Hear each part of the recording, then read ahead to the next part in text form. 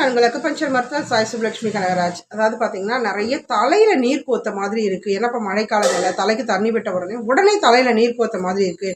இதுக்கு என்ன செஞ்சுமே இது சரியாகலை, தலையை எழுந்திரிக்க முடியாத அளவுக்கு தலைவலி இருக்குது. அப்படிங்கும்போது சிம்பிளாக நீங்கள் நொச்சீரைகள் தான் இதுக்கு வந்து பெஸ்ட்டான ஒரு ரெமெடி. நொச்சீரைகளை எடுத்துகிட்டு வந்து தண்ணியில் போட்டு நல்லா கொதிக்க வச்சு அதை ஆவி பிடிங்க. ஆவி பிடிக்கிறது நிறைய பேர் பயமாக இருக்குது ஆவி பிடிக்கிறதுக்கு அப்படின்ட்டு. ஆவி பிடிக்கவே இல்லை அப்படின்னாக்கா, உங்களுக்கு அது ஒத்துக்கலை அப்படின்னாக்கா, அந்த இலைகளை கொஞ்சம் தண்ணீர் தெளிச்சுட்டு ஒரு மண் சட்டியில் போட்டு நல்லா வறுத்துட்டு ஒரு துணி காட்டன் கிளாத்தில் வச்சுட்டு நல்லா தலை ஃபுல்லாக ஒத்து கொடுங்க. மறுபடியும் அதை எடுத்து அதே மாதிரி வறுத்துட்டு ஒரு 2-3 வாட்டி அந்த தலை ஃபுல்லாக ஒத்து கொடுக்கும்போது அந்த நீரை ஃபுல்லாக அது எடுக்கும்.